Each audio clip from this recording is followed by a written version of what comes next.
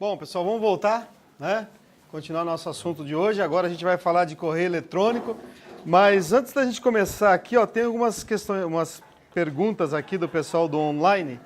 E essas perguntas às vezes são boas também, porque alguém aqui do presencial pensou em perguntar, achou que não cabia, mas ou nem lembrou de perguntar sobre isso. Vamos lá. O Fábio Pedra, ele é de Porto Alegre. O Fábio, na aula passada, ele mandou uma perguntinha também. Legal, é boa essa interação, né? O Fábio perguntou assim: na primeira aula tivemos a informação de que a capacidade de armazenamento é nomeada sempre como byte. Mas essa questão do CESP, do TRE de 2015, TRE do Rio Grande do Sul, trouxe a seguinte informação como correta. E a informação é assim, ó: com relação aos componentes básicos de um computador, assinale a opção correta. A memória do computador é composta por um conjunto de registradores, sendo o tamanho de cada um calculado em bits. Daí ele pediu para mim explicar. Então, Fábio, é o seguinte, o que ocorre? O tamanho de armazenamento da memória RAM, ela é em byte, né? Porque tudo que é armazenamento é em byte, inclusive se for armazenamento temporário. Quando se fala em registradores, né, de memórias, ou registradores do CPU, certo? Tudo que passa pelos registradores são isso aqui, ó, zeros e uns. O que são zeros e uns? Números binários. Lá nos registradores do CPU, por exemplo, do processador, existe uma coisa lá, né, nós falamos, chamada ULA. O que é a ULA? A unidade lógica aritmética. A gente falou isso na primeira aula. Por quê? Os processadores fazem cálculos. Só que tudo que passa pelo processador ou por registradores são só números binários. Não chega outro tipo de dado.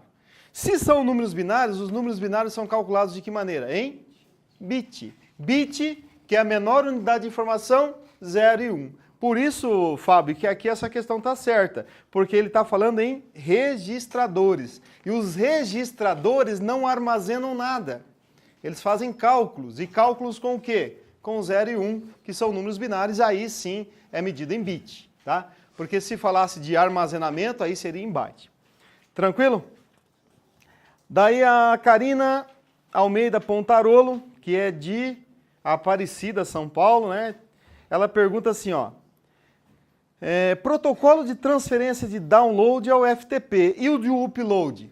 Também, tá? Porque, ó, a transferência, lembra que a gente falou que é cliente-servidor, né? Se eu tô, deixa eu apagar aqui para não... Se eu tô trazendo um arquivo do servidor para o cliente, é um download. Qual é o protocolo que está fazendo a transferência desse arquivo? O FTP. Se eu estou pegando um arquivo e mandando do cliente para o servidor, ou seja, da máquina local lá, por exemplo, para a internet, então é um upload. Quem é que está fazendo a transferência do arquivo do cliente para o servidor? FTP, tá? Então, Karina, é o FTP que faz tanto de upload quanto de download. Agora é o seguinte, ó, a próxima questão aqui da Erivanda, que é de... Ela não colocou aqui de onde é que ela é. Ela mandou uma questão, e aí eu vou te pedir desculpa, pedir para você mandar de novo lá no nosso site, porque você mandou uns links e o pessoal do online lá não conseguiu abrir esses links. Eu acho que tem algum erro no link, alguma coisa, porque fala uma questão aqui da FUNCAB. Isso, é da FUNCAB, da Polícia Civil da Paraíba. E aí tem uns links aqui que não conseguiram abrir, então eu vou pedir para você mandar de novo, e depois eu respondo você lá no e-mail. Tá? O Rogério, ele passou uma pergunta aqui dizendo o seguinte, ó, que eu fiz a explicação do proxy muito rápido. Só que é o seguinte, o proxy nós vimos na aula passada, né? Vocês lembram disso? Lembram disso que a gente viu na aula passada? Então, Fábio, por isso que eu fiz a explicação rápida, porque foi um assunto da aula passada, e daí se você quiser ver esse assunto, essa aula passada está disponível lá na área do aluno, você pode assistir de novo, tá? Então, por isso que eu fiz rápido e não vou fazer agora de novo, para que você possa assistir a aula lá na área do aluno. E por fim aqui o Rodrigo Curti, ele perguntou assim: a ARPANET não é um tipo de intranet? Olha, o conceito não, né? Tá? A ARPANET surgiu antes da internet, né? Depois internet, depois intranet. Então uma ARPANET, ela não tinha esse conceito de intranet, porque não tinha essa ideia de servidor, com usuário, com login. A ARPANET, na verdade, era só para transferir informação de um lado para outro. Então não tinha essa ideia de arquitetura de intranet, Rodrigo, como servidor, usuário, login, os protocolos todos aqueles lá, tá? Beleza? Então essas foram as questões, as perguntas, né? As dúvidas. Bom, agora a gente vai continuar falando de correio eletrônico. Correio eletrônico nada mais é do que o quê? Envio de mensagens, né? De troca de mensagens pela internet, né? Eu acho que ninguém aqui é da minha época, olhando num geral assim, acho que ninguém é da minha época aqui, mas na época que eu namorava, a coisa mais chique do mundo era você mandar um telegrama. Alguém aqui sabe o que é um telegrama? Às vezes a gente fala, a pessoa olha, o que é um telegrama? Eu nunca vi esse troço na minha vida. Pessoal, pensa num negócio chique, era você estar em casa, chegar o carteiro lá com um telegrama da namorada ou vice-versa. Porque era a coisa mais top da época. Né? A gente não tinha telefone celular, consequentemente não tinha um WhatsApp, não tinha internet, muito menos correio eletrônico. Quem tinha era só os pessoal bom de grana da cidade, né? Que tinha computador. Tinha que ter o computador, que era caro, né? Aí tinha que ter a DSL lá, a DSL não, a internet de escada, que também era cara, tá? E assim, e o detalhe, né? Para você ter um correio eletrônico tinha que pagar. Não era assim, né? Tinha que pagar, né? Os primeiros lá. Depois que o negócio foi evoluindo para ser de graça. Então não era fácil. Aí, quando se surgiu a ideia de correio eletrônico, então é troca de mensagens através da internet. Hoje é muito raro você ver uma pessoa mandando um telegrama, né? Muito raro. E carta, então, nem pensar, né? Tá? Então vamos lá. O que a gente precisa saber disso aqui para nossas provas? Primeiro, essa palavra aqui, ó, webmail, né? Então, o webmail é aquela situação onde você vai acessar o seu correio eletrônico através da internet. Então, você para você acessar o webmail, você tem que estar online? Sim, não tem outra maneira de acessar o webmail, ou seja, abrir o seu navegador e entrar na internet sem estar online.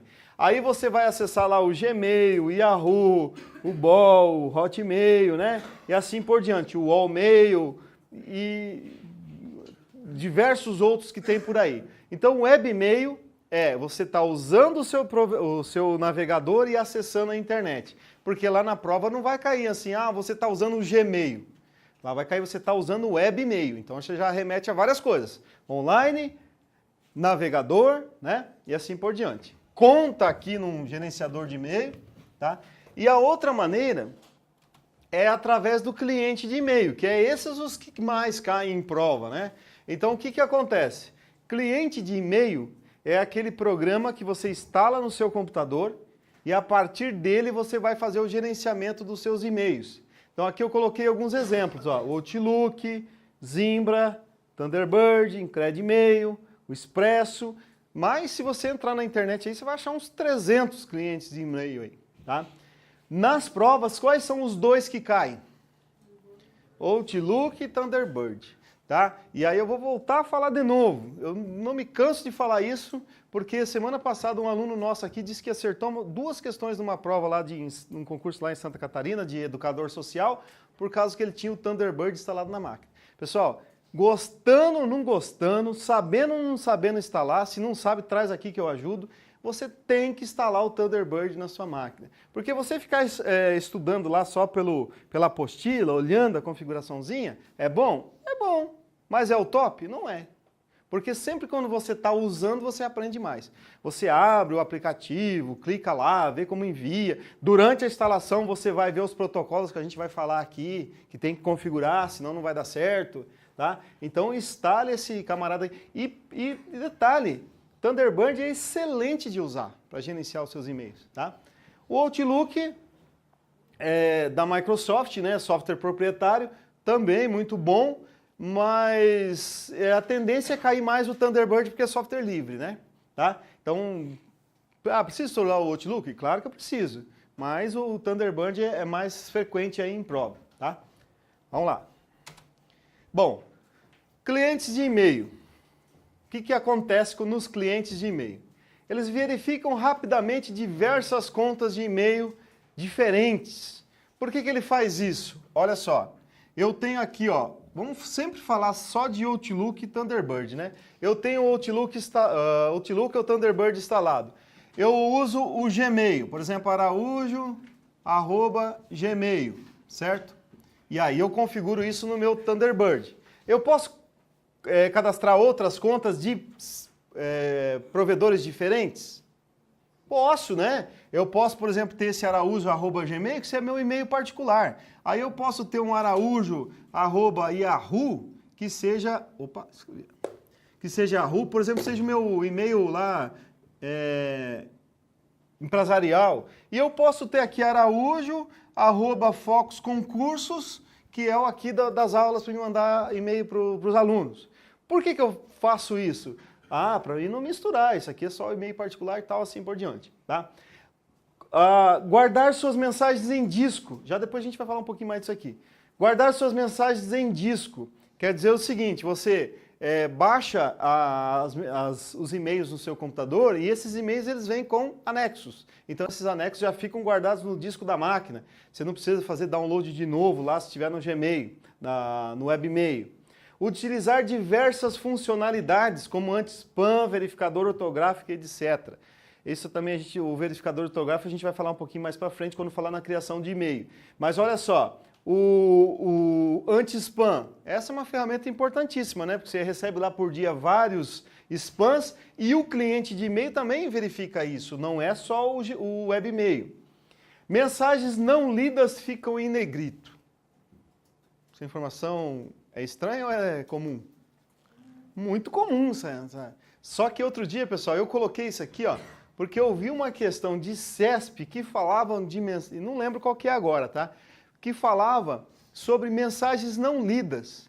E o cara fez uma pergunta, assim, o examinador fez uma pergunta muito top. E você só chegava à conclusão da resposta se você observasse que as não lidas estavam em negrito. Só que ele não falava assim na questão, né?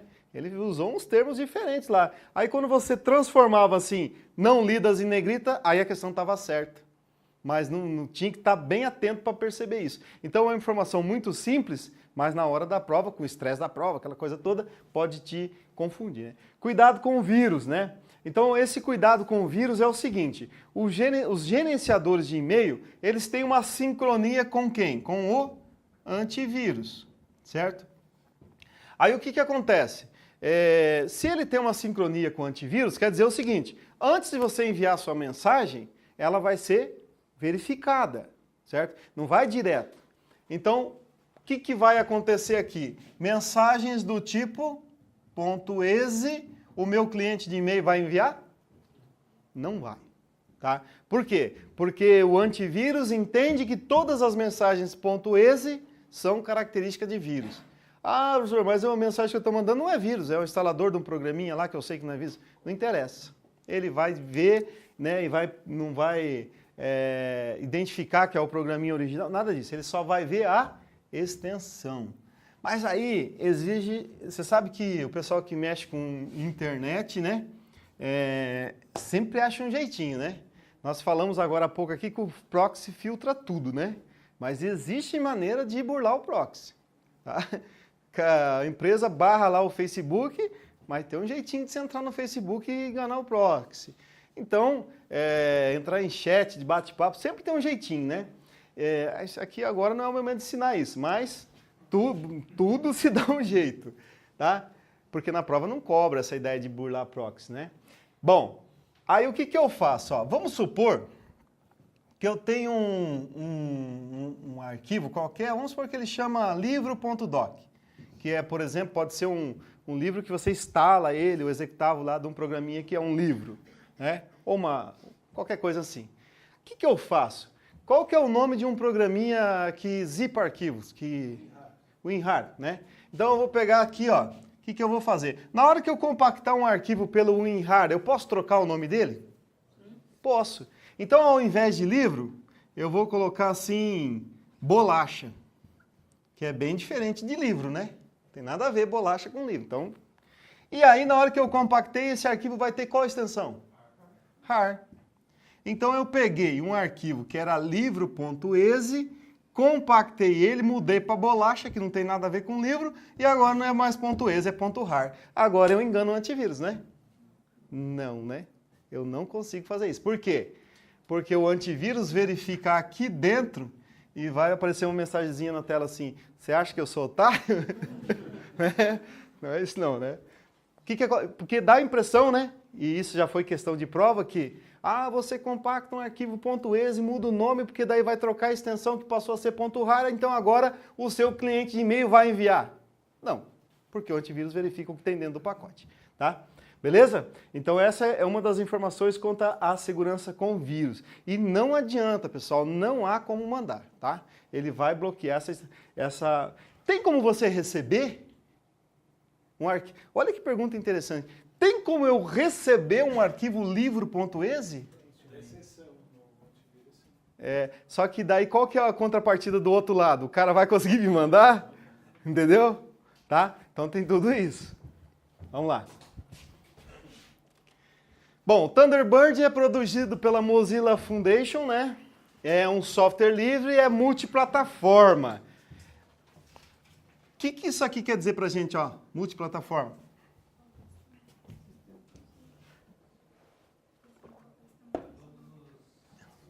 Exatamente. Por quê? E aí, por que eu falei para vocês que o Thunderbird cai mais em prova? Porque a gente tem um tal de Outlook, né? O que acontece com o Outlook? Ele é da Microsoft, certo? Ele é da Microsoft.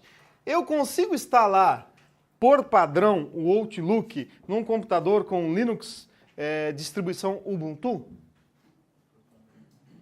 Por padrão, não. E as provas são sempre, né? Windows na sua versão português brasileiro padrão 7, não sei o que, padrão. Então, nunca as provas vão deixar, principalmente se for banca boa, né? Nunca vai deixar margem para recurso. Então, por padrão, eu não consigo instalar o Outlook no Linux. Agora, tem jeito de eu dar um jeitinho e instalar? Tem, porque a gente usa uns programas que são emuladores. Por exemplo, existe um bastante usado chamado Wine. Aí eu instalo o Wine no Linux, que daí ele instala, e dentro do Wine eu instalo o Outlook, o Internet Explorer, né? Mas eu estou fazendo uma gambiarra bem feita essa, tá? Não é nem gambiarra, né? Estou brincando. Isso aqui funciona a contento, tá? Mas por padrão eu não vou conseguir. Agora, eu consigo instalar o Thunderbird no Linux, no Windows? Sim, sem problema. Por isso que ele é o que mais cai em prova, tá? E em outros sistemas operacionais, por isso que ele é multiplataforma, tá? Sem contar que isso aqui eu tenho que pagar para usar, não tem? Né? Tem ou não? Não. Tem. Sabe por quê, pessoal? Vocês provavelmente não estão pagando, né? Mas para usar o Outlook, ele vem junto com o pacote que? Microsoft Office, né? Tudo que é da Microsoft, tem jeito, né? Tá? Professor. Oi? Não me lembro de que... Pode ter outro nome, né? Mas ele serve para emular programas, né? Ou rodar, de repente, pode vir um termo assim, né? Tá? Vamos lá. Bom, aqui, pessoal, ó, começa isso que eu falei para vocês, né? Isso aqui é a instalação do Thunderbird. Então você manda executar lá, ele começa uma instalaçãozinha lá, padrão, aí ele cai aqui, ó, configurar conta de e-mail. Aí você pode usar um nome aqui para o seu cliente de e-mail, né? Aí você vai colocar o seu endereço de e-mail completo aqui, a senha que você usa lá. E aí olha só que interessante, ó, ele aparece aqui embaixo, ó, envio de e-mail, SMTP. IMAP e POP para manter as mensagens no computador e MAP para pastas remotas. É isso aqui que a gente tem que entender, né? Que aparece lá nas provas. Bom, quando eu estou usando o webmail, você faz alguma configuração para usar ele? Não, você só vai lá e mete teus cadastros lá, né? E escolhe lá o nome de usuário, coloca uma senha padrão lá, uma senha que vocês conhecem, né? E termina, já está usando, não é assim? O nome de usuário lá no gerenciador de e-mail identifica realmente quem está usando? Não, né? Você pode criar um nome qualquer lá, colocar dados falsos, porque ele não pede CPF, não pede nada disso, né? Não comprova isso. Então, o nome não identifica realmente o usuário, né? Bom, aí o que acontece aqui, ó? Instalei o Thunderbird na minha máquina, ou Outlook, aí ele vai dizer assim para mim, como é que eu vou enviar e-mail? Então, eu vou usar um protocolo para fazer isso. O protocolo para enviar e-mail é o protocolo SMTP, tá? Então, ó, aqui é até interessante que outro dia veio um aluno e me pediu para mim ajudar ele a instalar o Thunderbird no notebook dele, sabe? E antigamente essas configurações aqui eram bem ruins de fazer. Então, você tinha que ter um conhecimento bom de informática para fazer essas configurações. Mas olha só que interessante aqui, ó.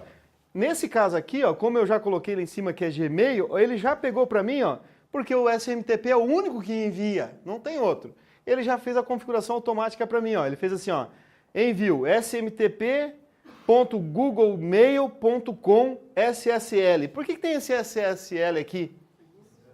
Porque é criptografado, o Gmail usa HTTPS. Então ele já busca isso também, tá? E isso foi automático, eu não coloquei aqui. E antigamente não, era bem de... Você tinha que conhecer quais os termos que colocava ali e tudo mais.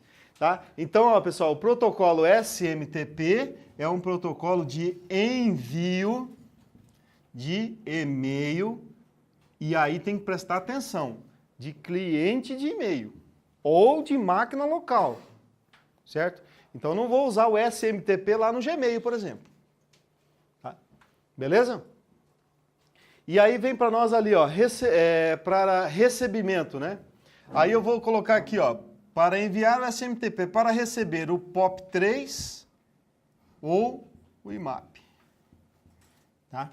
Então aqui vai receber. Certo?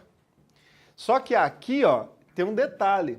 É um ou outro, né, que eu vou escolher. Tanto é que, por padrão, ó, qual que ele seta para mim aqui? O IMAP. Porque esse IMAP ele faz o seguinte, né? Ó, ele mantém nas pastas remotas. Ó, eu estou no Gmail, tenho 50 e-mails aqui. Se eu estou usando o IMAP, ele vai trazer os 50 e-mails para o meu computador, certo? E vai manter uma cópia lá no servidor.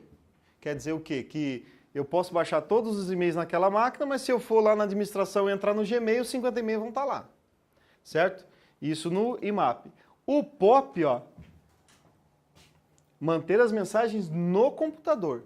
Então, o que acontece com o POP? As mesmas 50 mensagens, se eu estiver usando o POP, elas vêm para a minha máquina e somem daqui. Então, elas não mantêm uma mensagem no servidor, um backup. Certo? E isso, pessoal, é para todos os gerenciadores de e-mail, né? Por exemplo, no celular. No celular, a maioria das pessoas tem a conta de e-mail fazendo sincronia com o celular. O celular usa qual desses dois aqui para receber? O IMAP, né? Você baixa todos para o teu celular, depois você vai lá no computador, abre lá o webmail, não está tudo lá?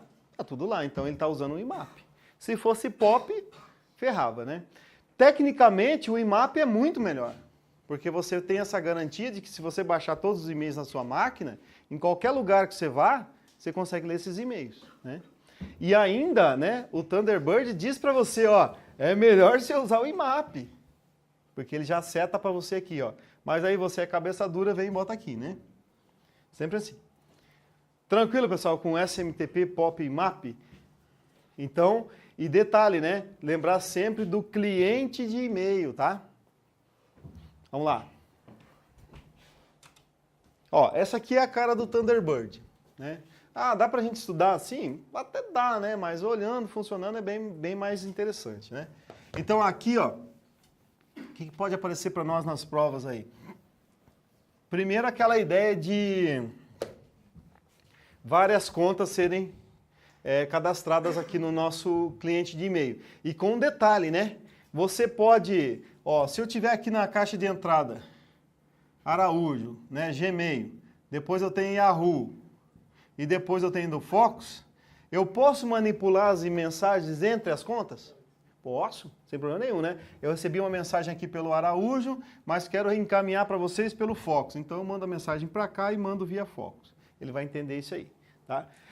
Na prova da PF caiu uma pergunta dizendo o seguinte, que para você imprimir, né, eu já falei isso aqui em turmas anteriores, mas sempre relembrar que tem gente nova aí, se você quiser imprimir todos esses e-mails aqui, ó, certo? Basta você selecionar eles todos e mandar imprimir com Ctrl P, por exemplo. Tá errado, né? Se eu quiser imprimir o e-mail, como é que eu tenho que fazer? Abrir um a um, né? Porque, ó, e se eu quiser imprimir um só, né? Porque todos não dá. Agora, se eu quiser imprimir só esse aqui, ó, eu clico nele, seleciono ele e dou um Ctrl P, ele vai imprimir? Também não, né? Por quê? O que é o e-mail? O e-mail você tem ali a sua caixa de entrada, por exemplo, e está aqui lá escrito lá uma mensagem. Quando você clica nela, o que acontece? Alguém te escreveu alguma coisa. Isso aqui é o e-mail. Então, se eu quiser imprimir o meu e-mail, eu tenho que abrir ele, né? Por exemplo, esse primeiro aqui, certo? Aí vai aparecer esse aqui. Olá, professor, tudo bem? Como é que vai? Tal, não sei o que, não sei o que. Está escrito aqui. Isso aqui eu consigo imprimir? Sim, tem uma impressorinha aqui, né? Você pode imprimir por aqui, você pode copiar isso aqui, colar na página do Word e abrir, imprimir, e assim por diante, certo? Aí o Thunderbird tem outras opções aqui, nós até trouxemos umas questõezinhas para a gente fazer. Você pode, olha só, quando você está aqui no Thunderbird, ou em qualquer cliente de e-mail, ele tem assim, ó, ele tem ali, ó, a caixa de entrada, ele tem na sequência ali, ó, enviados, depois ele tem spam, lixeira e tal, que isso não interessa para nós, e aí ele tem aqui embaixo, ó, tem rascunhos ali, ó, rascunhos, e aqui embaixo, ó, ele tem caixa de saída, certo? Isso aqui também é uma informação importante. Bom, e-mails na caixa de entrada a gente já sabe, né? E é assim, né, pessoal? Os e-mails, eles vêm para a caixa de entrada no momento que você faz sincronia com quem? Não com a internet. Quem está na internet lá? O servidor de e-mail. Então, se eu uso o Gmail, no momento que eu tiver em sincronia, né, tem acesso à internet, ele faz uma sincronia com o servidor, paf, vem todos os e-mails para cá. Tá? Então, beleza. Aí nós temos aqui, ó, rascunhos, enviados, rascunho e saída. Bom, vamos aqui primeiro aqui na caixa de saída. O que é caixa de saída? Como o Thunderbird, eu consigo usar ele sem acesso à internet, né? Posso abrir ele, posso criar um e-mail, posso anexar um arquivo nesse e-mail sem acesso à internet e tá pronto o e-mail. Para onde que esse e-mail vai? Aonde ele fica? Na caixa de saída. Por que ele fica aqui? Para que o Thunderbird já entenda que tudo que está aqui está pronto. Quando você tiver a sincronia com o servidor, o que vai acontecer aqui com a caixa de saída? Vai enviar. Certo? Enviou os e-mails, eles vão para onde? Enviados. Vai para os enviados. Zera aqui a caixa de saída, eles vão para o enviado. E o rascunho? O rascunho é aquele e-mail que você não terminou ainda, né? E ele não está pronto para ser enviado, então ele fica aqui nos rascunhos. Quando eu tiver sincronia com os servidores, os rascunhos serão enviados? Não. Né? Então, cuidado lá. Eu sempre repito muito isso, porque isso é muito psicológico. É automático. Na verdade, assim, por padrão é automático, mas você pode entrar lá nas configurações e dizer assim, da caixa de saída só vai a hora que eu mandar. Mas dificilmente aqui a gente faz isso, né? Mas pode, tá? Eu estava falando aí, ó, eu bato muito em cima desse assunto, porque não só o concurseiro, como até no nosso dia a dia, a gente não dá importância para as coisas simples, para as coisas fáceis. Tá? Assim, não, isso aqui é muito tranquilo. E não dá muita importância, não presta atenção, ou não fixa como deveria. Aí vem um cara lá da CESP, que tem um coração peludo, né? E ele dá um jeito de montar um troço ali, falando de caixa de saída, que você lê 50 vezes e não entende o que ele está perguntando. Tá? Porque ele está ali, porque o examinador, ele é assim, né? Ele não está lá para criar uma questão para você, candidato de concurso público, analisar a questão e raciocinar, botar teu conhecimento ali, né? Explorar teu conhecimento. Ele está ali para quê? Ele não dorme de noite para achar uma palavrinha para te pegar. Não é assim? Prova de concurso público é assim. Diferente lá da faculdade, que você faz uma pergunta para testar se o aluno tem conhecimento, aprendeu a matéria. Né? Então, ele está ali para tentar te passar o rodo. E quando ele faz uma questão que ele vê que 90% dos candidatos erraram, ele vai tomar cerveja o mês inteiro. Fala, peguei esses camaradas, estudam tanto e mesmo assim eu consegui derrubar eles. Então, por isso que é o detalhe. A pergunta fácil torna-se difícil por causa do detalhe. Tá? Beleza? Ó, o Thunderbird, pessoal, tem inclusive aqui um bate-papo aqui, ó, né? Isso aqui também é um jeitinho de burlar alguns sistemas aí, né? Porque, por exemplo, na onde eu trabalho, por exemplo, eu não consigo acessar o Ares lá pelo celular, bloqueado. Não consigo acessar o Facebook. Chat eu consigo lá? Nem pensar, né? Mas aí o que você faz? Thunderbird eu consigo? Sim. Se eu quero bater papo com a minha mulher, o que eu faço? Mando ela instalar o Thunderbird em casa. Aí a gente sincroniza aqui o bate-papo. É claro, existe uma maneira de travar isso também, né? Mas aí o cara lá tem que descobrir que você está batendo papo pelo Thunderbird. Beleza? Então, para tudo tem um jeitinho, né? Vamos lá. Criação de e-mail. Então, na hora que eu vou criar meu e-mail, aí tem umas coisas que a gente precisa saber aqui. Bom, vou lá no arquivo. Esse bate-papo que a gente estava conversando aqui, ele é um e-mail assim ou ele é um... Não, é em tempo real. Sincronizado, exatamente. É como se fosse o WhatsApp ou o Skype, vamos dizer assim, né? Tá? É bem bacaninha de usar assim. Mas aí é entre Thunderbirds, né? Tá? A criação de e-mail. Então aqui tem umas coisinhas também que aparecem para nós nas provas. Bom, você vai criar um e-mail, você vai ler em arquivo novo ou novo e-mail, sei lá como é que está a configuração do seu, e aí vai abrir essa tela aqui. Essa tela aqui, ó, de cara, ela me aparece aqui o CC e o CCO, né? Então aparece isso aqui. O para é onde você vai colocar lá os e-mails que você pode ter nos seus contatos, né? E você pode colocar e-mail ali também. Por exemplo, você pode pegar o João, que é lá dos seus contatos, vírgula, aí você digita o Manuel também, lá, arroba, não sei das quantas, e vai colocando. O que é o CC? Com cópia, né? Esse com cópia, ele tem uma... O pessoal fala assim, tá, mas com cópia não é a mesma coisa de eu vou colocar lá em cima? Não, ele tem uma diferençazinha. Porque, por exemplo, ó, você está trabalhando lá na PF e o delegado fala para você mandar 50 e-mails lá, sei lá, de um evento que a PF vai fazer para as autoridades da cidade. Beleza, aí você cria aquele documento e tal. Se é uma coisa que vocês vão torrar o saco de fazer quando forem... servidores públicos, esses documentos formais. Esses negócios são chatos pra caramba, tem que estar tudo nas normas, não sei o quê. Tá? Aí, mas melhor estar lá na PRF fazendo documento formal do que aqui pro lado de fora, né? Com certeza, né? Então vamos lá. Aí, você vai fazer todos esses e-mails, mas você quer que o chefe saiba que você mandou. O que você faz? Faz lá para todo mundo que você quer mandar, com cópia para ele, né? Então ele sabe que você recebeu uma cópia, ele recebeu uma cópia do e-mail que você mandou para todas aquelas pessoas, e aí no cabeçalho da cópia dele vai aparecer o nome de todo mundo que você mandou. Beleza? E aí tem o CCO. O CCO é o quê? Com cópia oculta. Quer dizer que quem você colocar aqui, ó, não aparecerá para aqueles lá. Vai ficar oculto para aqueles lá. Tá? Aparece aqui também um BCO. É a mesma coisa, tá? BCO, CCO, é com cópia oculta. Tranquilo? Quer ver? Ó, deixa eu lembrar uma pergunta aqui, ó, que caiu numa prova, falando bem interessante, que fala desse CCO. Isso aqui também tem que prestar muita atenção na hora de responder lá. Dizia assim, ó, que determinada servidora pública lá, ela precisava mandar 50 e-mails para 50 usuários lá, qualquer, certo? Desses 50, ela tinha que colocar 15 no CCO, certo? Aí tinha lá, não tinha relação de nomes, mas dizia assim, ó, ela tinha 50 e-mails, dos 50, 15 estavam no CCO, quer dizer que 35 estavam no normal lá. Só que é o seguinte, estava em cima do horário dela ir embora, certo?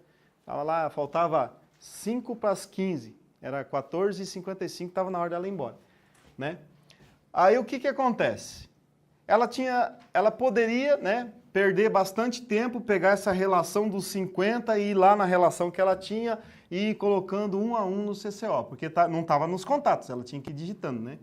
Aliás, desculpa, estava nos contatos, mas ela tinha que ir lá relacionando, separando todos que tinham que estar no CCO.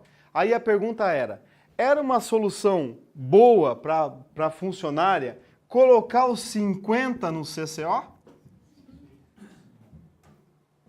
Sim? Sim, né? Por quê? Os 15 que ela queria estariam aqui, certo? E os outros não importavam. Era uma solução muito boa para ela não perder tempo, tá? E aí vem um... Vocês não... Aqui acho que não sei se alguém lembrou de perguntar isso, mas eu preciso colocar... Um aluno perguntou outro dia para mim, eu preciso colocar pelo menos um aqui no para? Não, você pode meter tudo no seu lá, tá? Tranquilo? Então essas perguntinhas assim, né, bem razoáveis, é só prestar atenção que não tem erro. Outra coisa que cai em prova, isso aqui é o e-mail, né? Que eu vou digitando e aí eu posso colocar um anexo aqui, ó, cadê o anexo aqui? Aqui, ó, anexar. Posso colocar um anexo ali, vou anexar um arquivo ali, certo? O corretor, o Thunderbird tem um corretor ortográfico? Sim. Tudo que eu escrever errado aqui, o que vai acontecer? Vai sublinhar de vermelho. Aí já várias provas perguntam, o assunto aqui, ó, se eu escrever errado, ele vai sublinhar de vermelho? Não. Vai. O assunto também, tá? Vocês podem testar lá que vai sim, inclusive os outros gerenciadores. Aí tá, teve um aluno que perguntou assim para mim, professor, mas eu nunca vi isso. Mas por que dificilmente você vê isso? Porque aqui, ó, quando você está digitando um e-mail e você vai escrever muita coisa, você vai escrevendo rápido, certo? Vai escrevendo rápido, aí lá no meio aparece 2 ou 3 palavrinhas, tipo, você digita um não sem acento, daí ele coloca de vermelhinho, ou você troca uma letrinha só e você vai digitando, depois você volta e vai corrigindo, né? Botão direito do mouse e tal. Só que aqui no assunto, geralmente o assunto é muito curto, né? Tipo assim, você vai colocar aqui no assunto resposta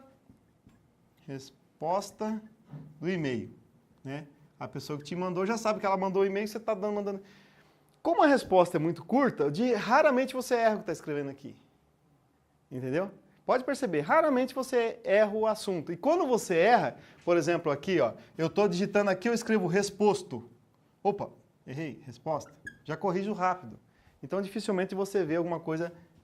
Mas podem testar lá para vocês verem que se você digitar o assunto errado, ele vai sublinhar de vermelho, tá? Beleza? E não só ele, né? O Zimbra, o Expresso, qualquer um outro aí que tenha verificação, outro cliente de e-mail. Tranquilo, pessoal, com o Thunderbird? Aqui nós já falamos.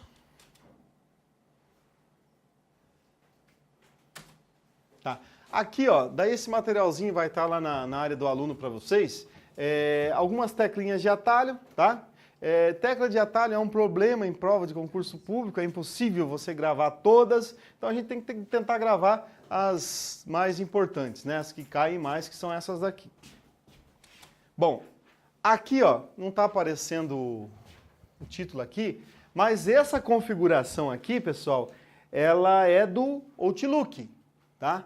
Muda um pouquinho, né? Mas se vocês perceberem, ó, IMAP, daí, ó, tá aqui, ó, o SMTP. Quando você clicar nesse combo box aqui, ó, vai abrir o POP, quer dizer, muda a aparência, muda a interface, mas é tudo igual. Vou ter lá o POP, vou ter lá o IMAP, vou ter lá o SMTP, tá? No Outlook.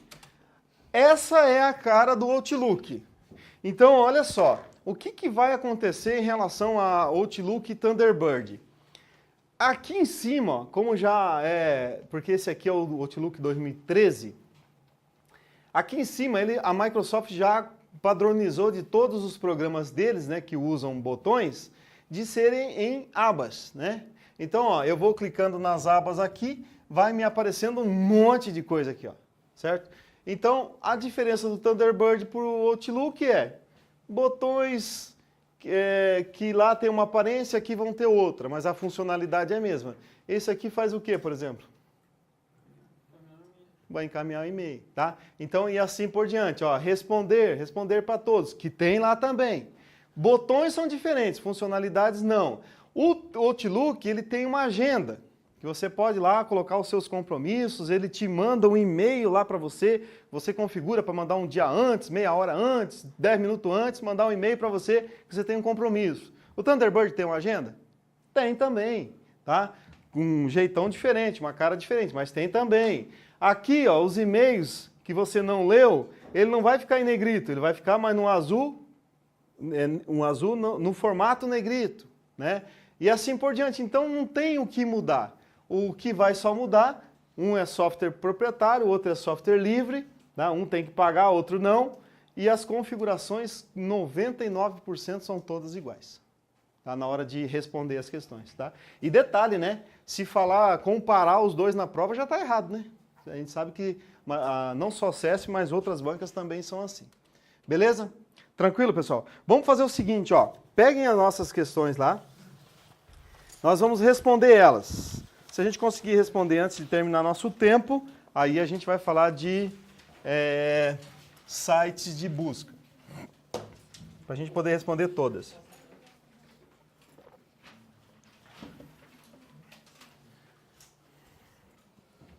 O pessoal de casa também, né? Tava lá o material na área do aluno, pode fazer o download.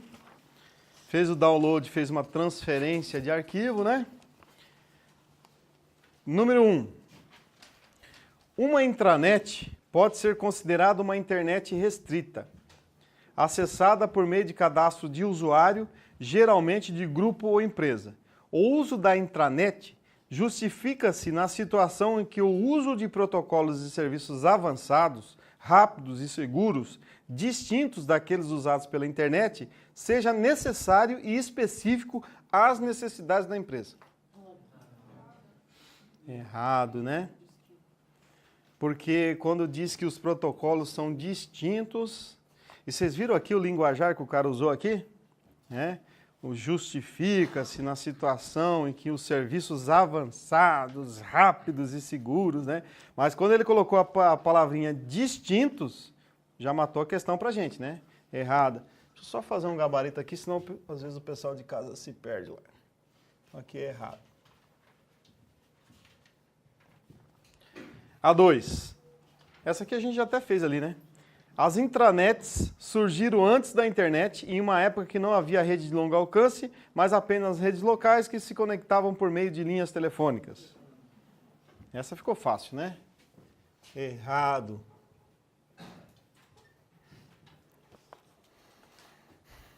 A base para a comunicação de dados na internet é o protocolo da camada de aplicação do modelo OSI, que é responsável por transferir hipertexto. Esse protocolo é conhecido como? Letra? B. B. Letra B. Pessoal, olha só. Tem que tomar um cuidado aqui, ó. Primeiro, o examinador ele usou um termo aqui que a gente não explicou e nem vou explicar, que é a camada OSI, tá? Para nós, ele não vai perguntar de camada OSI, ele vai dizer que o hipertexto está lá na camada de aplicação. Então, ele afirmou isso, ele não está fazendo uma pergunta sobre isso. Mas, na sequência, ele diz assim, quem que é responsável por transferir hipertexto? Aí pode confundir com FTP, que é de transferência de arquivos. Só que transferência de hipertexto é o seguinte, ó. Raciocina comigo. Eu estou na minha casa, acesso o Firefox, vou acessar a página do Google. Quem é que traz a página do Google aqui para a tela do meu computador?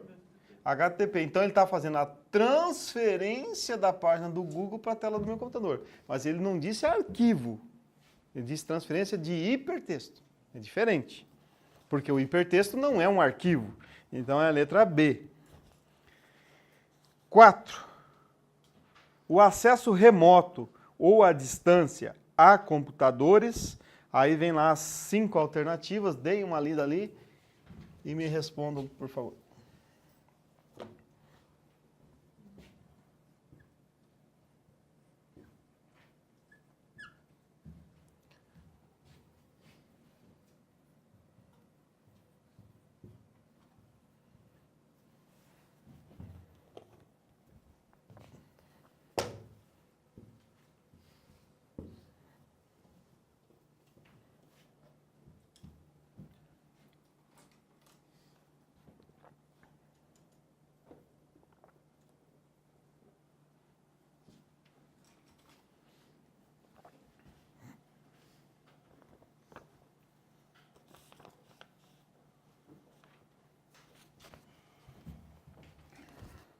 E aí, pessoal, qual que é a resposta? Letra C, né? Vamos ver cada uma delas aqui para ver se alguém não respondeu a letra C.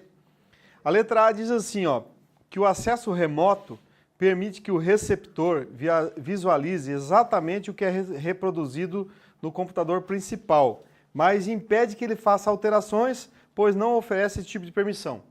Errado, né? O receptor ele vai visualizar, tanto o transmissor quanto o receptor, vai visualizar tudo que está acontecendo, certo?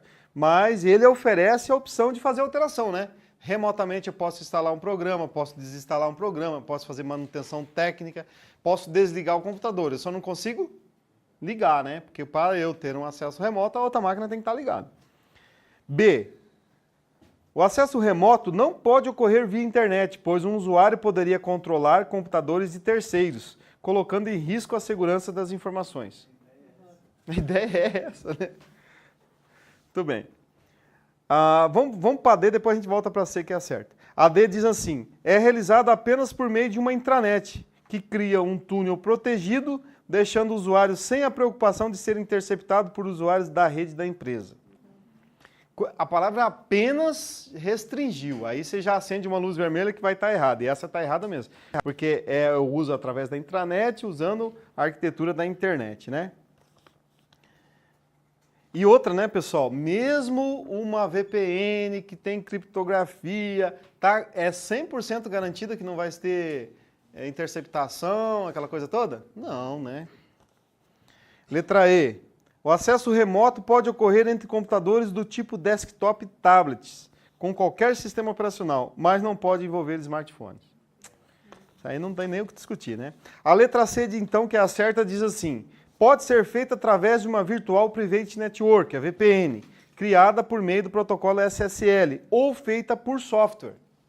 Pessoal, aqui é o seguinte, ó, aqui a VPN a gente já entendeu, né? Já fiz a explicação lá, o SSL é que faz a criptografia, mas o que ele está dizendo ou ser feito por software?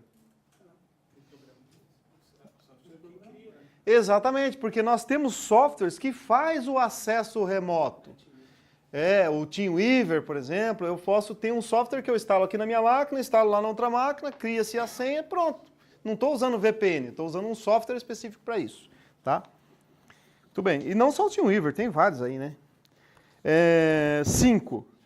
Quanto às características da internet e da intranet, selecione a única alternativa que esteja tecnicamente correta. São 5 opções aí também, dá uma lida aí e respondam, por favor.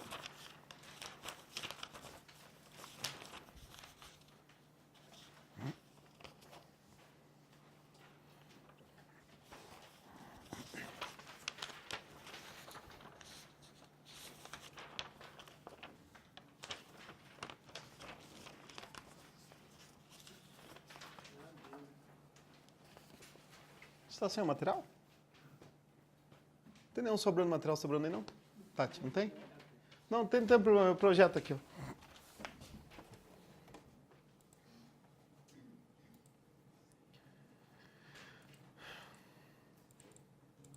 São os mesmos protocolos das duas.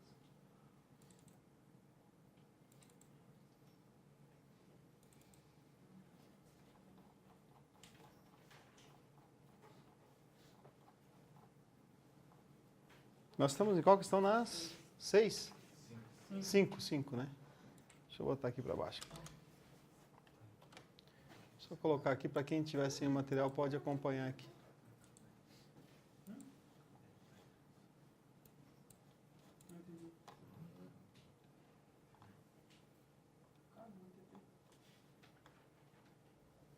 Seis, tá aqui então. Qual que é a resposta aí? D de dado? Vamos lá. Letra A diz assim, tanto a internet como a intranet são redes de computadores que não utilizam o protocolo TCP/IP. Isso aí. Somente a intranet é uma rede de computadores baseada no TCP/IP. O somente já matou a questão, né? A letra C também, somente a internet já matou a questão. D, tanto a internet como a intranet são redes de computadores baseados no TCP/IP. Pronto. Isso aqui não tem como errar isso aqui em prova, né, pessoal? Marque a alternativa correta quanto aos tipos de redes de computadores, intranet e extranet. A, B, C, D e E. Opa.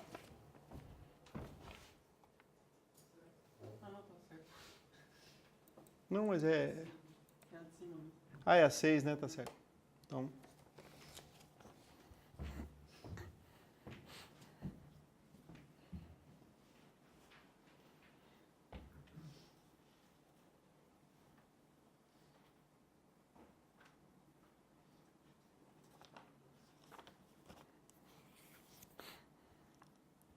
Qual a resposta aí, pessoal?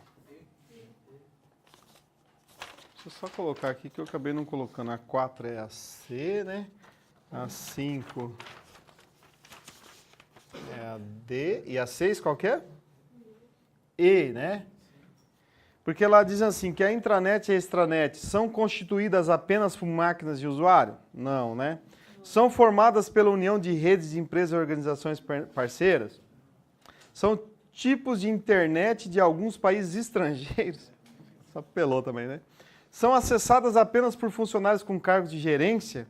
Não, nós vimos que tem os níveis, né? Mas todos acessam. São construídas sob o modelo da internet, então a letra E é correta. Com relação a programas de correio eletrônico, assinale a opção correta.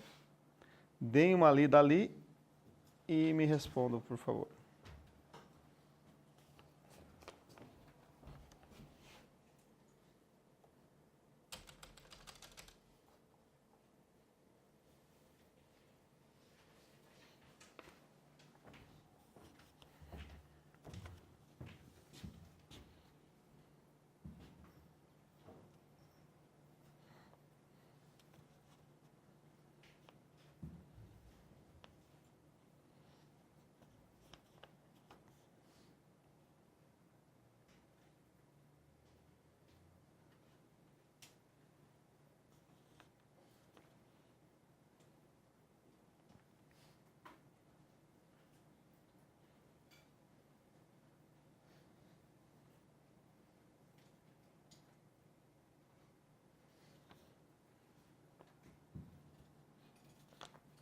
E essa aí, qual que é a resposta?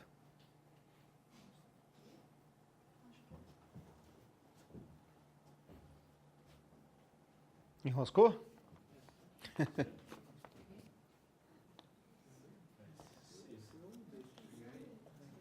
Então apareceu, ó, essa aí, tá vendo?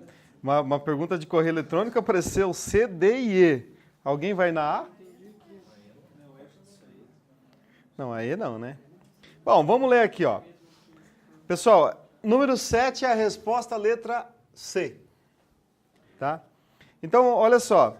Quando um usuário cria um novo endereço de e-mail, nele serão automaticamente listados todos os endereços dos destinatários para os quais o usuário enviou a última mensagem? Não, essa tá mole, né? B. Mensagens recebidas poderão ser encaminhadas a outros destinatários, sendo, nesse caso, automaticamente copiada para os remetentes originais? Não, automaticamente cancela a questão, né? Não vai ser copiado, não. Posso até copiar, mas não automaticamente, né? A D, depois a gente volta na C aqui, ó. O catálogo de endereço possui nome e e-mail de todos listados nos cabeçalhos das mensagens recebidas pelo usuário? Não, né? Porque no seu catálogo de endereço tem vários e-mails lá, mas você pode receber um e-mail que não está lá, o remetente, né? Na caixa de saída são armazenados todos os e-mails enviados pelo usuário do programa de correio eletrônico? Não. Caixa de saída, os enviados vão para a pasta enviados, né? A letra C. Ao responder uma mensagem de correio eletrônico, utilizando a opção responder a todos, todos os endereços, usuários com endereços copiados no cabeçalho da mensagem receberão uma cópia da resposta, mesmo aqueles que foram apenas copiados na mensagem. É isso aí, tá? Então, é isso que acontece quando você vai responder, né? 8. Um endereço de correio eletrônico contém duas partes separadas pelo símbolo arroba. A parte posterior a este símbolo identifica o que ali?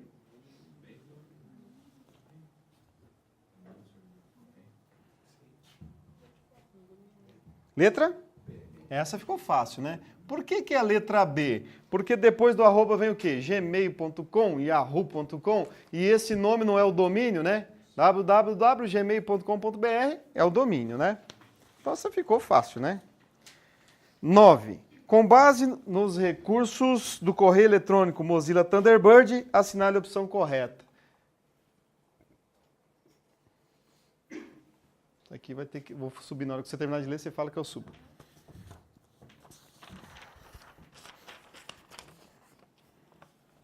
Essa é uma perguntinha boa, hein? Extensa, né?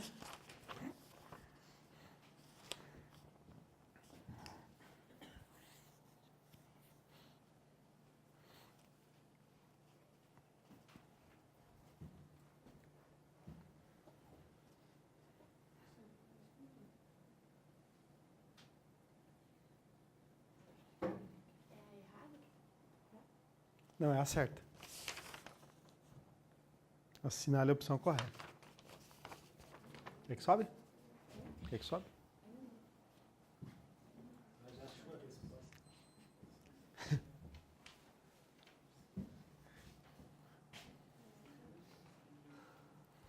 Questões extensas como essa, você tem que tentar eliminar o que você vê que é absurdo, né? Aí sempre vai ter alguma coisinha que vai te indicar a certa, né? Essa aqui ficou fácil, né? Qual a letra? B, né? Só que é o seguinte, é a letra B porque a gente sabe que ela é certa, acabamos de falar agora há pouco. Mas vamos tentar achar aqui os erros das outras, que isso que é o importante. Você pode ficar em dúvida, né? Ler uma que você acha que está certa também, mas a B está certa também. Ó, a letra A diz o seguinte, ó. Uma das formas de liberar espaço em disco é apagar as mensagens que estão na lixeira. Embora as opções de configuração da lixeira sejam limitadas, é possível configurá-la de modo que as mensagens que possuem arquivos em anexos sejam excluídos permanentemente. Qual que é o erro aí? Que está errado, nós sabemos, né? Qual que é o erro aí? Vocês também são ligeiros.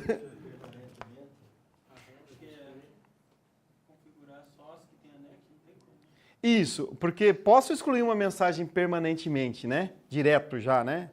Só que é o seguinte, olha só, o início ali diz que se eu esvaziar a lixeira, eu libero espaço no meu disco?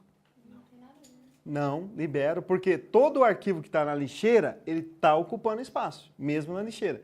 Quando eu esvazio a lixeira, aí eu dei fim nele, aí libera espaço, certo? Tanto é que a lixeira tem um limite de tamanho. O erro está dizendo aqui é o seguinte, ó, que quando eu vou excluir uma mensagem, não importa se ela tem anexo ou não, não tem como eu diferenciar. Eu vou eliminar a mensagem. Não posso dizer assim, eu vou eliminar essa aqui, elimine as sem anexo, deixe-as com anexo, não tem essa opção, tá? Então eliminou, não importa. A letra C, a B está certa, né? Tanto no corpo quanto no assunto vai ter a verificação ortográfica verificada. A letra C, as pastas inteligentes fornecem ao usuário uma nova forma de organizar mensagens. Após realizadas as devidas configurações, esse recurso gerencia automaticamente as mensagens e começa a realizar algumas operações, como, por exemplo, apagar, encaminhar ou até mesmo responder mensagens com um texto padrão.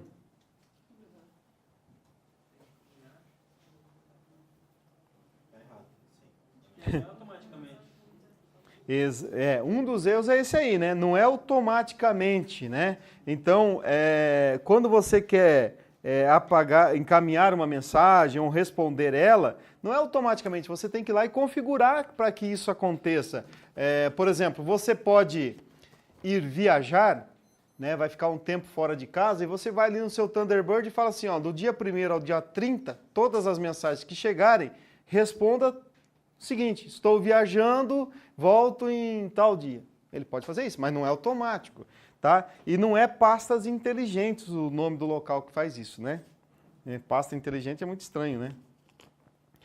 A letra D, é possível adicionar diversas informações a um contato, como, por exemplo, foto, número do telefone, endereço residencial, por meio do recurso chamado catálogo de endereços. Para utilizá-lo, o usuário deverá selecionar o menu Editar e, em seguida, escolher a opção Catálogo de Endereços. Essa está errada, né? Não é esse o erro, pessoal. Exatamente, porque quando você adiciona um contato lá no catálogo de endereços, ele não coloca o endereço residencial, ele coloca o endereço eletrônico. Agora, foto, telefone, né? Essas coisas sim, mas não o endereço. Essa é dura, porque ó, se não tivesse essa letra B aqui, ó, essa aqui já era uma enroscada, né? Essa tá bem, o erro ali tá bem ruinzinho de pegar, né? A letra E, a interação com o usuário melhorou bastante nesta última versão. O usuário pode configurar um som específico para ser tocado no momento em que novas mensagens foram recebidas usando o menu editar, opção preferência e posteriormente a caixa de diálogo multimídia. Tá errada, né? Só que é o seguinte, se você não soubesse da letra B, essa aqui também estava enroscada. Porque essa aqui, o erro dela também é mínimo, pessoal. Por isso que é bom, né? Alguma coisa você tem que saber do Thunderbird. Porque é o seguinte, está tudo certo, menos menu editar, é menu ferramentas. Essa seria ruim. Porque o Thunderbird, né, você pode configurar isso, sabe? Deixa a caixinha de som ligada, aí você configura, por exemplo, eu quero com o e-mail do tal endereço, na hora que chegar dá que nem o WhatsApp, né? Dá um plim lá, tá? Então aqui a 9, letra B, né? 10. A respeito do gerenciamento de mensagens do programa eletrônico Outlook Express, assinale a opção correta. Agora já é de Outlook a questão, né? Então leiam lá, por favor. Enquanto isso eu... tem que colocar aqui, né?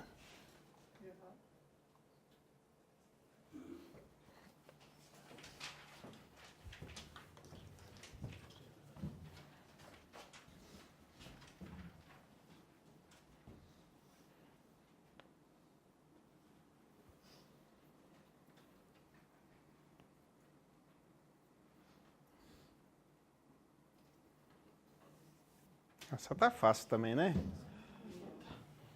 Letra B, né? Essa também tá... Essa aqui, ó, eu não vou nem colocar a letra B aqui, ó. A resposta aqui é esse aqui, ó. O que é GM? Galinha morta, né? Vamos lá. Vamos lá. Para cada conta de correio eletrônico do usuário, uma área de visualização deve ser criada, uma vez que não é possível visualizar todas as contas numa única janela. A negação aí já ajudou um monte, né? Não é possível, né? Aí a letra C diz assim, embora não seja possível salvar os anexos das mensagens recebidas pelo Outlook, o usuário poderá salvar em seu computador as mensagens em formato de arquivo. Pô, a ideia é essa, né? Você salvar no seu computador tudo, a mensagem e o arquivo.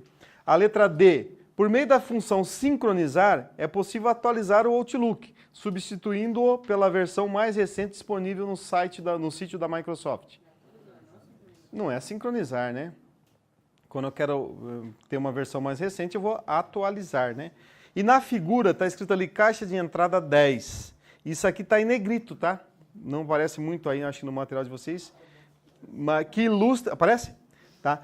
Que ilustra a parte da tela inicial do Outlook. O número 10 indica a quantidade de mensagens que contém arquivos anexados. Mamão com açúcar, né?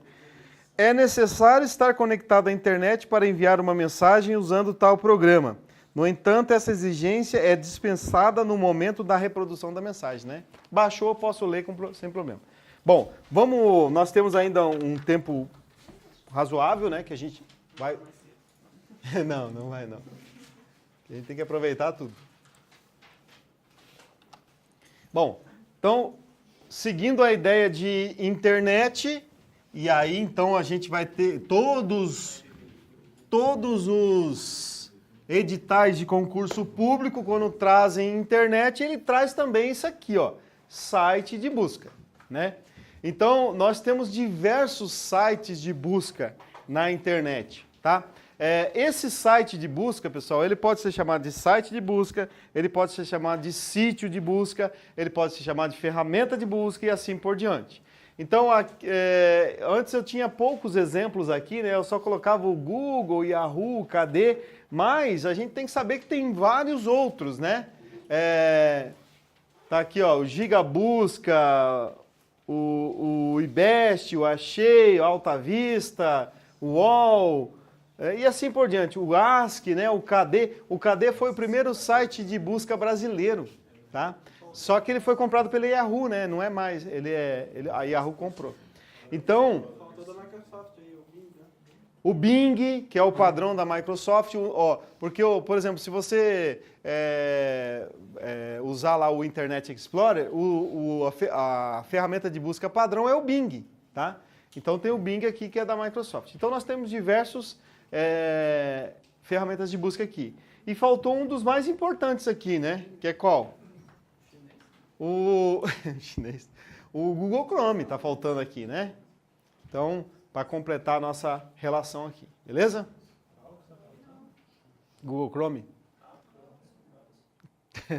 Google Chrome não, né, pessoal? Ó, o ano passado, eu acho que caiu em uns 10 concursos falando que o Google Chrome é uma ferramenta de busca, é um site de busca. E ele é o quê? Navegador, né? Tá? Teve questões que falava que o Google, ele era de exclusividade da Google Chrome. Certo? Errado, né? Quer ver? Deixa eu colocar uma questãozinha aqui, ó, que eu acho ela bem... Do Edge já? Oi? Do Edge como site de busca? O Edge é navegador, né? É, como browser. Desculpa, eu não entendi. Você estava falando do Chrome, então, Sim. mas já teve alguma falando do Edge já? Sim, já teve, sim. Quando a gente for falar de Windows 10, eu acho que a próxima aula na outra, aí eu vou trazer as questões que já caiu, inclusive de Edge. Deixa eu só mostrar aqui uma coisa interessante para vocês aqui de uma questão, quer ver? Olha só. Opa! Como essas questõezinhas são interessantes. Deixa eu achar aqui rapidinho aqui para vocês. Vou colocar aqui, polícia. Só tem meia dúzia. Deixa eu só botar direitinho aqui que daí vai mais rápido. Polícia Militar. Agora vai filtrar mais. Aqui, ó, prova. Tem uma prova aqui, ó, Polícia Militar do Paraná. Provinha que foi facinha, né? Derrubou um monte de gente. Deixa eu achar aqui as informáticas aqui.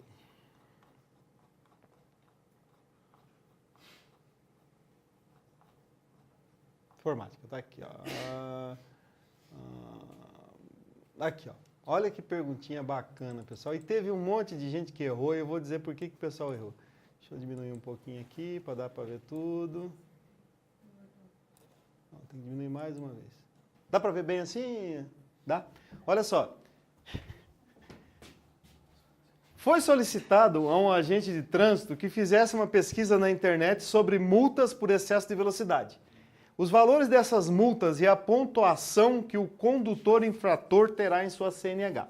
Para realizar essa pesquisa, é recomendado utilizar qual ferramenta? Letra A, acessório do Windows. Letra B, monitor de recursos. Letra C, ferramenta do sistema. Letra D, Google. E letra E, gerenciador de arquivos.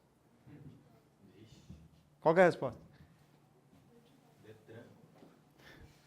Pessoal, olha só, vocês dão risada, mas essa prova foi uma prova que muita gente que trabalha comigo, né, fez ela. Porque lá tem um pessoal que é temporário, que só pode ficar 8 anos e tal, e daí tem que sair, né? Então, esse pessoal que é temporário, eu digo que 90% deles fizeram essa prova aqui. Por quê? Porque a Polícia Militar do Paraná é uma instituição bem conceituada, o salário é bom, né? Então, a farda é bonita, né? Você anda com uma Glock na cintura e assim por diante. Tem bastante coisa bacana, né? Então, aí o que aconteceu nessa questão? Primeiro, um monte de gente veio e respondeu aqui, ó, ferramenta do sistema. Porque conhecia como site de busca. Aí o cara ficou, peraí, mas ele está perguntando qual ferramenta? Aí o cara veio na ferramenta do sistema. Outros disseram para mim assim, ó, professor, eu não respondi Google porque estava muito óbvio. Pessoal, aonde você responde essa questão aqui, ó? Você responde essa questão aqui, ó.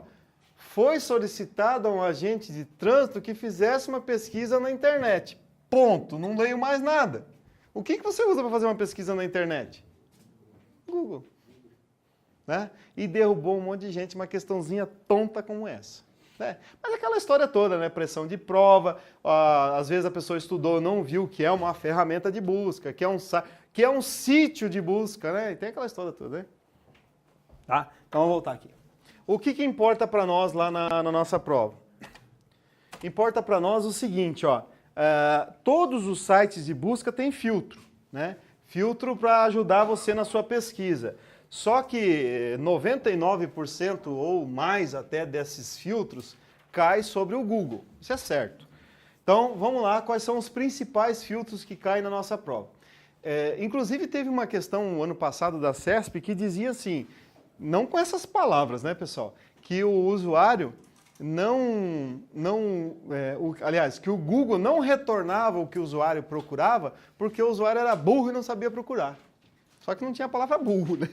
Falava com uma palavrinha. E é realmente isso. O Google só não traz o que você quer certinho porque a gente não usa os filtros.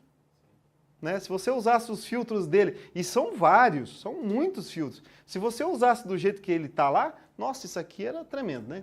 Então vamos aos principais que caem em prova. O primeiro é o aspas. O que o aspas faz? Procura a frase exata, né? Então, o que acontece? Ó, eu fiz um exemplo aqui, ó. Eu quero procurar focos concursos. Então, para procurar focos concursos, se eu digitar assim, ó, focos concursos, no modo normal, o que ele vai trazer? Ele vai trazer um monte de respostas sobre focos, e aí pode ser o carro, né, um mercado que chama focos, não sei, aí por diante. Vai trazer um monte de coisa sobre concurso, vai trazer um monte de coisa sobre focos concurso, e vai trazer um monte de coisa sobre concursos focos, misturado. Se eu colocar aspas, e aí tem que ficar bem claro o seguinte, os primeiros resultados, os mais relevantes, serão sobre focos concursos do jeito que está escrito. Como está aqui, ó. Eu digitei com aspas, ó, apareceu focos concursos de YouTube, focos concursos públicos Facebook, focos concursos públicos Reclame Aqui e assim por diante, tá? Depois começa a misturar de novo, certo? Mas os mais relevantes serão assim. Então, frase exata entre aspas. Subtração, né? Então, o que acontece, ó? Se eu quero procurar um determinado a palavra-chave lá, mas eu quero excluir alguma, eu faço o que eu fiz aqui, ó. Por exemplo, eu quero procurar a palavra focos, mas eu não quero nada sobre concursos. Então eu escrevi, ó, focos menos concursos. O que ele fez? Trouxe sobre focos, ó, Ford, focos, comprar carros da Ford, né? E assim por diante. Por quê? Ele vai excluir nos resultados mais relevantes a palavra concurso. Depois, lá para baixo, naquele monte de ozinho lá, até tem uma... Se eu lembrava, eu não me lembro, mas eu sei que tem uma historinha por que aparece aquele monte de Os lá, sabe? O 1, 2, 3, 4, tudo O assim. Tem uma explicação para aquilo, mas eu não me lembro agora, na próxima aula, se eu lembrar, eu vou trazer. Tá? Tranquilo com subtração? Ó, por exemplo, aqui mais um exemplo, ó. Não tem uma dança chamada salsa, né? Que é uma dança latina aí, né, e tal. Mas e tem a salsinha tempero, né? Se eu quisesse procurar salsa tempero e não quero nada sobre dança, eu escrevo salsa menos dança. Aí os primeiros resultados vão me tirar essa palavra dança, tá? Vamos lá. Adição, aí é o contrário, né? Você força para que ele traga nos resultados mais relevantes uma palavra-chave. Aqui no caso eu fiz um exemplo aqui, ó, eu digitei focos, concursos mais INSS. Quer dizer, então forçou ele trazer o nome focos, e eu poderia ter botado entre aspas isso aqui também, e mais INSS. Por exemplo, ó, se eu procurasse assim, ó, elefante branco mais bolinha amarela. Quer dizer, eu estou querendo procurar elefante branco, mas eu quero que acrescente bolinha amarela. O Google vai procurar isso para mim? Não tem o que ele não procura, né? Tá? Então, os primeiros resultados vai aparecer para mim lá. Tranquilo? Na sequência, site específico. Esse aqui caiu numa questão da Polícia Civil de Goiânia, o ano passado. Site específico. Então, o que acontece? Eu quero procurar um termo dentro de um site que eu sei qual é o site, né? mas eu não sei exatamente onde está lá no site para procurar. Então, o que você vai escrever? Ó? Aqui, por exemplo, ó, eu fiz um exemplo, vou escrever aqui porque eu acho que o pessoal de casa está ruim para ler. Ó. Eu escrevi carros antigos dentro do... Aí eu escrevo site, www, por exemplo, Auto Esporte, que é aquele programa lá de carros, né? Que tem de domingo, ou qualquer outro site. Então, o que ele tá? Poderia colocar isso aqui entre aspas para fazer a frase exata. Então, ó, eu quero procurar tudo sobre carros antigos, mas só dentro desse site. Né? Eu poderia procurar, por exemplo, Tiranossauro Rex dentro do site da www.discovery.com. Então, ele ia procurar só lá. Tá? Aqui tem que tomar um cuidado grande. Ó. As bancas trocam isso aqui por link. Você vai procurar carros antigos no link www. Tá errado. É site a palavrinha que tem que ir lá. Tá? Tipo de arquivo. Isso aqui também é interessante. Então, ó, tipo de arquivo, você vai dar especificar qual arquivos que você quer que procura. Ali, por exemplo, eu escrevi assim, ó, motivação para concursos. O Google, ele também, se você colocar 2 pontos e colocar o tipo do arquivo, tipo AVI que eu coloquei ali, o AVI é que modelo de arquivo? Vídeo. Então eu coloquei assim, motivação para concursos 2 pontos AVI. Então ele já entende que você quer do tipo vídeo, né? Então aqui, ó, os primeiros resultados foi quase tudo do YouTube aqui, que é tipo vídeo. Mas existe um outro filtro, que é esse que é cobrado em prova, que você tem que escrever assim, ó. Deixa eu escrever para cá. Então, digamos que eu queira procurar lá informática, no modelo PDF, né? Então eu tenho que escrever assim, ó, file type 2 pontos PDF. Eles cobram mais esse aqui, porque é mais difícil, né? Tá? Então, ó, informática, file type, então vai me aparecer nos resultados mais importantes, informática no modelo PDF. Aqui, ó, caiu uma perguntinha assim, ó, que essa aqui era legal. O cara contava uma historinha, o cara precisava fazer um gráfico lá, e daí então ele queria um gráfico no Excel. Então qual que foi a busca dele? Ele procurou assim, ó, planilhas com gráficos, file type, 2 pontos Excel. Tá certo isso aqui? Por que não? Exatamente, porque tá tudo certo aqui, né? Planilha, a gente já sugere que é Excel, o Excel é excelente para fazer gráfico, mas quando eu coloco file type, eu tenho que botar o que aqui? XLSX, né? Que é o mais atual, tá? Então essa era uma pegadinha. Mas vai lembrar disso em prova, né? Só uma pergunta antes ali na questão anterior ali. Quando ele escreve www, procura ali, nos carros antigos, site da Autosport e tal. Se ele coloca sítio, que é a palavra... Não, tem que usar site. Tem que usar site, tá? Usar link, sítio, não dá certo, tem que ser site, tá? Conversões monetárias, né? Então o Google ele faz a conversão que você quiser. Você não precisa lá ficar procurando, calculando. Aqui, por exemplo, ó, eu escrevi ó, R$16 em euro. Então ele converteu para mim, aqui na barra de procura, né, de busca, aí ele converteu para mim R$16 em euro. Você pode colocar 16 dólares em euro, 16 reais em dólar. Só que aqui tem que ficar esperto que isso aqui é o câmbio oficial, né? Não é o paralelo não, né? Aqui, ó, eu coloquei, ó, 16 euros em libras, né? Então, para quem não sabe, 16 euros em libras dá 13 libras e esses números todos aí, tá? Definições, isso aqui também caiu num concurso ano passado, ó. O Google ele é um mini dicionário. Então, o usuário comum, o que ele faz? Aqui eu quis procurar 2 palavras, ó, a palavra concurso e a palavra aprovado, conforme está no dicionário. O usuário comum, ele vai fazer o quê? Ele vai procurar lá no Google, dicionário Aurélio. Aí vem aquele catatal de dicionário, né? Aí ele abre o primeiro, não gostou. Abre o segundo, ele não entendeu como é que ele faz. Abre o terceiro, esse aqui é legal. Daí ele vai lá e escreve concurso, vê como é que está lá no dicionário e aparece para ele. Mas não precisa fazer tudo isso. Você escreve lá na barra de busca, ó, define concurso. O resultado mais relevante, ainda aparece dentro de uma caixinha lá, o primeiro, vai aparecer a palavra concurso como está no dicionário. Substantivo masculino, não dá para ler aqui, mas vai aparecer, pode fazer lá no seu computador que vai dar. Ó, define aprovado. Também é um adjetivo substantivo masculino, tá, pessoal? Que quer dizer aqui? Aquele que obteve aprovação. Muito importante para nós isso, né? Calcule qualquer coisa, né? O Google é uma calculadora. Esse aqui aparece demais. No último concurso de nível superior do INSS apareceu uma dessa aqui, tá? Você digita na barra de busca aqui do Google qualquer operação matemática. Essa aqui, por exemplo, está simples, né? Ó, 9 asterisco 3. O que vai aparecer? Aparece uma calculadora com o resultado 27, tá? Mas ele faz cálculos complexos, ó. Tá entre parênteses aqui, ó, 100 vezes π menos o cosseno de 83. Dá isso aqui. Então, o cálculo que você colocar lá, se tiver digitado corretamente, lógico, né?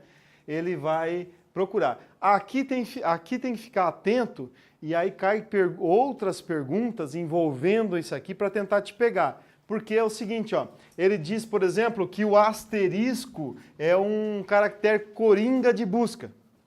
Certo? No Google ele não é um caractere coringa de busca, ele é o quê? Um operador matemático. Se você usar aqui, né, ele é 9 asterisco 3, vai dar o 27, tá? Então cuidado com isso aqui. Ele é coringa de busca lá no Windows Explorer, né? Se você colocar asterisco.doc, ele busca todos os .doc. E assim e todos os operadores, né? O barra, que é o divisão e assim por diante.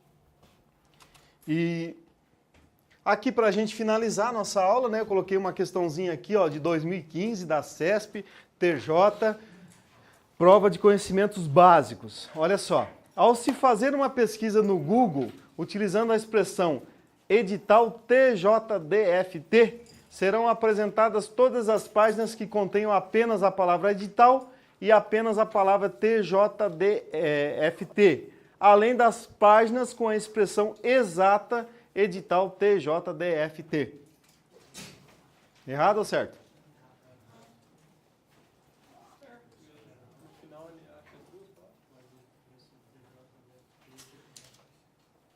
Tá certo ou tá errado, pessoal? Tá errado, né? Por que tá errado? Porque, ó, apenas a palavra edital e apenas a palavra TJ. Se tá entre aspas, a frase exata, tá? Deixa eu só ver se tem... Bom, com isso a gente encerra a nossa aula, pessoal, de internet, intranet, site de busca, tá? A nossa próxima aula, acho que é semana que vem, não sei qual dia, aí provavelmente o assunto vai ser navegadores, tá? E aí a gente... vejam lá na área do aluno, que eu vou colocar mais questões para vocês sobre internet e intranet, para vocês responderem em casa daí, tá? Pessoal do presencial, obrigado. Pessoal do online também, abraço.